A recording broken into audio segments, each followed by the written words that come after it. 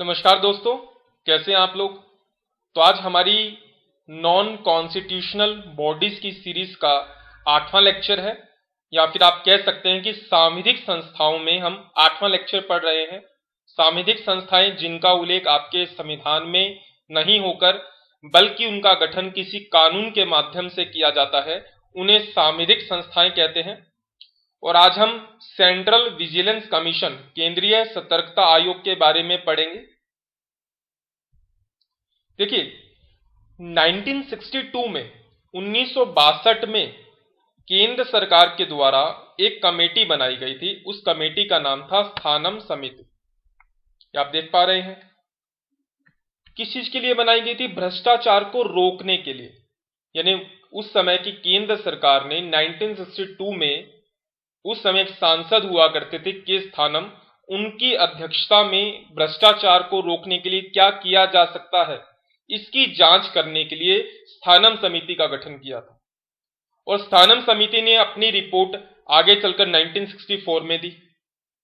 और 1964 में ही 11 फरवरी 1964 को केंद्र सरकार ने एक प्रस्ताव पारित किया। प्रस्ताव मतलब एक रेजोल्यूशन पारित किया, और उस रेजोल्यूशन, उस प्रस्ताव के माध्यम से एक संस्था की स्थापना की। और उस संस्था का नाम था केंद्रीय सतर्कता आयोग। यानी भ्रष्टाचार को रोकने के लिए 1962 में बनी भ्रष्टाचार निवारण समिति यानी स्थानम समिति। स्थानम समिति की रिपोर्ट आई 1964 में, और उसकी सिफारिश के आधार पर 11 फरवरी 1964 को केंद्र सरकार ने एक प्रस्ताव पारित कर एक आयोग का गठन किया। उसे कहा जाता था केंद्रीय सतर्कता आयोग, सेंट्रल विजिलेंस कमीशन। जब यह 1964 में बना था, तब यह कार्यकारी निकाय था, एग्जीक्यूटिव बॉडी था, क्योंकि उस समय इसका गठन केंद्र सरकार ने एक प्रस्ताव, एक कार्यकारी आदेश के द्वारा किया था, इसलिए वो कार्यकारी निकाय था, एग्जीक्यूटिव बॉडी था।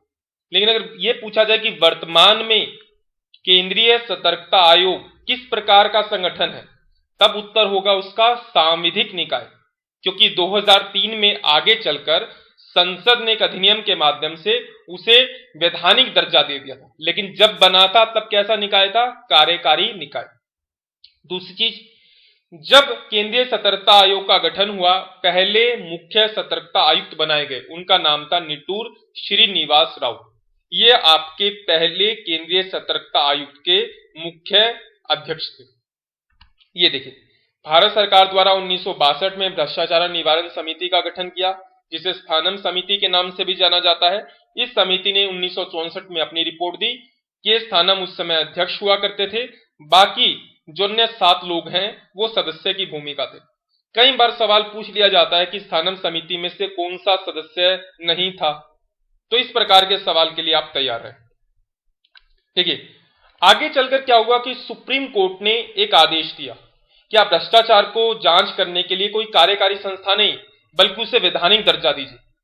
तब उस समय केंद्र सरकार ने एक अध्यादेश पारित किया। राष्ट्रपति ने आर्टिकल 123 के तहत एक अध्यादेश जारी किया और 25 अगस्त 1988 को उसे सांविधिक दर्जा दे दिया।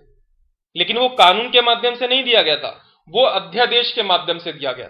यानी अगर आपसे पूछा जाए कि केंद्रीय सतर्कता आयोग को सर्वप्रथम सांविधिक दर्जा कब दिया गया, तो 25 अगस्त 1988, लेकिन वो अध्यादेश के माध्यम से था। और आप जानते हैं कि अध्यादेश को संसद में पेश करना होता है। आगे चलकर सरकार उसके लिए बिल लेकर आई। 2003 में संसद के दोनों सदनों के द्वारा उसे पारित किया गया, और राष्ट्रपति ने उस बिल को 11 सितंबर 2003 को मंजूरी दे दी, और तब यह आयोग अधिनियम के माध्यम से प्रभाव में आया। तो अगर आपसे यह सवाल पूछा जाए कि जब केंद्रीय सतर्कता आयोग बना था, उस समय वह किस प्रकार का निकाय था, तब आप कहेंगे एग्जीक्यूटिव बॉडी। दूसरा, केंद्रीय सतर्कता आयोग को सर्वप्रथम सांविधिक दर्जा कब दिया गया, तो 25 अगस्त 1988। तीसरा, वर्तमान में केंद्रीय सतर्कता आयोग किस प्रकार का निकाय है, तो सांविधिक यानी कानूनी या वैधानिक निकाय है, जो कि 2003 के माध्यम से केंद्रीय सतर्कता आयोग अधिनियम 2003 के माध्यम से उसे मिला। देखिए, आगे चलकर भारत सरकार ने 2004 में इस आयोग को नामित एजेंसी के रूप में अधिकृत किया। भारत सरकार के द्वारा केंद्रीय सतर्कता आयोग को 2004 में नामित एजेंसी के रूप में अधिकृत किया। नामित एजेंसी का मतलब क्या? नामित एजेंसी का मतलब कि जो सीवीसी है, जो भी लोग जनता के हित में भ्रष्टाचार का उजागर करते हैं, खुलासे करते हैं, उनकी रक्षा करने की जिम्मेवारी इस आयोग की होगी। यानी केंद्रीय सतर्कता आयोग को सार्वजनिक हित खुलासे एवं सूचना देने वाले का सुरक्षा प्रस्ताव के तहत सूचना देने वालों द्वारा भ्रष्टाचार अथवा कार्यालय के दुरुपयोग के आरोपों के किसी भी प्रकार के खुलासे अथवा शिकायतें प्राप्त करने और उन पर कार्यवाही करने के अभिकरण के रूप में दर्जा दिया गया। एक शब्द लिखा है यहां, विसल ब्लोअर। विसल ब्लोअर का मतलब होता है सीटी बजाने वाला। इसका मतलब मान लीजिए कि कोई व्यक्ति है, वो किसी सरकारी दफ्तर में काम करता है और अपने सरकारी दफ्तर के अंदर हो रहे भ्रष्टाचार को उजागर करता है, तो उसे कहा जाता है विसल ब्लोअर। यानी वो अपने दफ्तर के, अपने सरकारी संस्थान के भ्रष्टाचार को उजागर करता है। तो ऐसे लोगों को हमेशा अपनी जान का डर होता है। तो ऐसे लोगों की रक्षा करने की जो जिम्मेवारी है वो केंद्रीय सतर्कता आयोग की है। और यह आगे देखिए, यह एक सांविधिक व सलाहकारी निकाय है। सांविधिक समझते हैं आप? स्टैच्यूरी, यानी इसका गठन एक अधिनियम के माध्यम से हुआ है, इसलिए एक सांविधिक निकाय है। सलाहकारी, क्योंकि इसकी सिफारिशें बाध्यकारी नहीं होती, इसलिए सलाहकारी निकाय है। देखिए, सीवीसी किसी मंत्रालय या विभाग के अधीन नहीं है। हालांकि इसका नोडल मंत्रालय कार्मिक मंत्रालय है। आप कार्मिक मंत्रालय की वेबसाइट पर जाइए, वहां पर लिखा होगा DOPT, department of personal training. वहां पर अगर आप देखेंगे तो कार्मिक मंत्रालय की वेबसाइट के ऊपर सीवीसी लिखा होगा। तो सीवीसी कार्मिक मंत्रालय के अंदर काम करता है, लेकिन उसके अधीन नहीं। याद रखिए, सीवीसी किसी मंत्रालय या विभाग के अधीन नहीं है। लेकिन अगर आपसे पूछा जाए कि उसका नोडल मंत्रालय क्या है, तो याद रखिएगा कार्मिक मंत्रालय है। आप चाहें तो कार्मिक मंत्रालय की वेबसाइट पर जाकर इसे चेक कर सकते हैं। यह एक स्वतंत्र निकाय है और किसके प्रति उत्तरदायी है? संसद के प्रति उत्तरदायी है। यानी आपसे पूछा जाए कि सीवीसी किसके प्रति उत्तरदायी है, तो याद रखिए संसद के प्रति उत्तरदायी है। अगला तथ्य याद रखना, ये जांच एजेंसी नहीं है। सीवीसी, सेंट्रल विजिलेंस कमीशन, ये जांच एजेंसी नहीं है, जांच करवाता है। ये किसके माध्यम से जांच करवाता है? सीबीआई के माध्यम से जांच करवाता है, मुख्य सतर्कता अधिकारियों के माध्यम से जांच करवाता है। सीवीसी केवल इनके माध्यम से जांच करके रिपोर्ट तैयार करता है और गवर्नमेंट को देता है।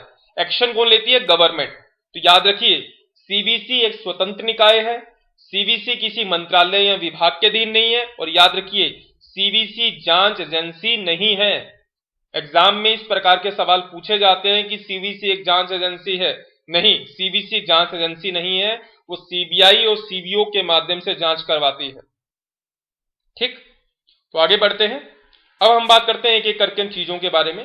देखिए, एक बहुसदस्यीय संस्था है, इसमें एक अध्यक्ष होता है जिसे हम केंद्रीय सतर्कता आयुक्त कहते हैं। 2 या 2 से कम सतर्कता आयुक्त होंगे, 2 से ज्यादा नहीं होंगे। एक सेंट्रल विजिलेंस कमिश्नर होगा, बाकी 2 या 2 से कम अन्य विजिलेंस कमिश्नर होंगे। नियुक्ति कौन करता है? राष्ट्रपति करता है। राष्ट्रपति एक समिति की सिफारिश पर करता है। उस समिति के अंदर 3 लोग होते हैं, प्रधानमंत्री, केंद्रीय गृह मंत्री और लोकसभा में विपक्ष के नेता। कार्यकाल, कार्यकाल 4 वर्ष या फिर 65 वर्ष, जो भी पहले हो जाए। और कार्यकाल की समाप्ति के पश्चात अध्यक्ष व सदस्य पुनर्नियुक्ति के पात्र नहीं होते। योग्यता, अध्यक्ष व सदस्य बनने के लिए योग्यता का मतलब जो अखिल भारतीय सेवा या सिविल सेवा में किसी बड़े पद पर रह चुका हो। अखिल भारतीय सेवाएं 3 है, आईएएस, आईपीएस और आईएफएस, यानी Indian forest service, foreign service नहीं, भारतीय वन सेवा, भारतीय विदेश सेवा नहीं। तो अध्यक्ष व सदस्य उसी व्यक्ति को बनाया जाता है जो अखिल भारतीय सेवा या सिविल सेवा से जुड़ा। वेतन भत्ते, इसके वेतन भत्ते सेवा शर्तें वही होती हैं जो संघ लोक सेवा आयोग यूपीएससी के अध्यक्ष व सदस्यों के समान होते हैं। यानी सीवीसी जो केंद्रीय सतर्कता आयुक्त होगा, उसका वेतन भत्ते सेवा शर्तें संघ लोक सेवा आयोग के अध्यक्ष के समान होंगी। जो अन्य सतर्कता आयुक्त होंगे उनके वेतन भत्ते संघ लोक सेवा आयोग के सदस्यों के समान होंगे, और इनकी नियुक्ति के पश्चात कोई भी लाभकारी परिवर्तन नहीं किया जाए। और इन्हें किस प्रकार से हटाएगा? उसी प्रक्रिया से हटाया जाएगा जिस प्रकार से यूपीएससी के अध्यक्ष व सदस्यों को हटाया जाता है। दिवालिया, मानसिक रूप से असमर्थ होने पर, शारीरिक रूप से असमर्थ होने पर, किसी अनैतिक कार्य में लगे होने पर, ऐसी परिस्थितियों में राष्ट्रपति सीधे हटा सकता है। वहीं अगर कदाचार का मामला है तो उच्चतम न्यायालय को रिपोर्ट जांच करने के लिए कहेगा। उच्चतम न्यायालय अगर जांच के बाद दोषी पाता है तो राष्ट्रपति को कहेगा और राष्ट्रपति उसे हटा सकता है। तो इसका मतलब इसे उसी प्रकार से हटाया जाता है जैसे यूपीएससी में हटाया था। रिपोर्ट राष्ट्रपति को देते हैं, राष्ट्रपति इसे संसद के दोनों सदनों में रखवाते हैं। अब सीवीसी का अधिकार क्षेत्र क्या है, यानी सेंट्रल विजिलेंस कमीशन, ये किन लोगों के भ्रष्टाचार की जांच करता है। याद रखिए, सबसे पहली बात, सीवीसी किसी भी पॉलिटिशियन लीडर, किसी भी मंत्री, किसी भी सांसद, किसी भी विधायक, प्रधानमंत्री, इनके खिलाफ जांच नहीं करता, यानी पॉलिटिकल जांच करने का अधिकार नहीं है। स्थानम समिति जब बनी थी तो उसके अधिकार क्षेत्र से राजनीति को बाहर रखा गया था, केवल सिविल सर्वेंट को रखा गया था। और सीवीसी भी केवल प्रशासनिक अधिकारियों की जांच करता है, राजनीतिक नेताओं, मंत्रियों, सांसदों, विधायकों, प्रधानमंत्री, मुख्यमंत्री, इनकी जांच करना उसके क्षेत्राधिकार में नहीं आता। लेकिन अधिनियम के अंदर सीवीसी का जो अधिकार क्षेत्र बताया गया उसके बारे में बात करते हैं। अखिल भारतीय सेवाओं के सदस्य, आईएएस, आईपीएस, आईएफएस, संघ के अंदर जो केंद्र सरकार में ए ग्रेड के अधिकारी हैं उनकी जांच, सार्वजनिक क्षेत्र के bank, public sector bank, government के जो बैंक हैं उसमें श्रेणी 5 और उससे उच्च स्तर के अधिकारी, यानी 5 से नीचे 4, 3, 2, 1, ग्रेड 1, 2, 3, 4 जो बैंक के अंदर होते हैं उनकी जांच नहीं करता। ये श्रेणी 5 और उस उच्च स्तर के अधिकारियों की जांच करता है। तीसरा, रिजर्व बैंक, नाबार्ड, सिडबी में ग्रेड डी और उससे उच्च स्तर के अधिकारियों की जांच करता है। अनुसूची ए तथा बी में जो पीएसयू आते हैं उसके जो मुख्य कार्यकारी अधिकारी हैं, कार्यपालक मंडल हैं, E8 अलग अलग कैटेगरी होती हैं, E1, E2, E3, 4, E8 या उससे ऊपर के अधिकारियों की जांच करता है। अब ये क्या है, इनको जांच, इसको याद रखने की जरूरत नहीं है, केवल एक दिमाग में खाका याद रखिए कि अगर ऑप्शन के अंदर टिक करने में आए तो आपको ध्यान रखें। अनुसूची सी और डी के अंदर जो सार्वजनिक उपक्रम आते हैं, अनुसूची ए और बी में क्या था, अनुसूची ए बी के अंदर जो सार्वजनिक उपक्रम आते हैं, सार्वजनिक उपक्रम का मतलब जो सरकारी संगठन आते हैं, पीएसयू आते हैं, वहां पर इस प्रकार की जांच होती है। सी डी के अंदर E7 और उससे ऊपर के अधिकारियों की, सामान्य बीमा कंपनियों के प्रबंधक और उससे ऊपर के अधिकारियों की, जीवन बीमा निगम LIC में वरिष्ठ मंडलीय प्रबंधक और उससे ऊपर के अधिकारियों की, समितियां, अन्य स्थानीय प्राधिकरण समय समय पर संशोधित के द्वारा जिसका भी डीए का मतलब डियरेंस अलाउंस, महंगाई भत्ता 8700 प्रति माह से ज्यादा है, उससे ऊपर वेतन पालों की जांच ये करता है। कार्य क्या करता है, केंद्र सरकार के तहत सभी सतर्कता गतिविधियों, सभी विजिलेंस गतिविधियों पर नजर रखता है। केंद्र सरकार के संगठन में जो लोग विभिन्न अधिकारी काम करते हैं उनकी योजना, क्रियान्वयन, सुधार, इन चीजों पर सलाह देता है। यानी सेंट्रल गवर्नमेंट में जितने भी संगठन आते हैं उनके ऊपर जो अधिकारी हैं उनकी गतिविधियों पर नजर रखता है। योजना कैसे हो, क्रियान्वयन कैसे हो, समीक्षा कैसे हो, सुधार कैसे करना है, उसकी सलाह देता है। भ्रष्टाचार और दुरुपयोग के मामलों में शिकायतों की जांच करता है।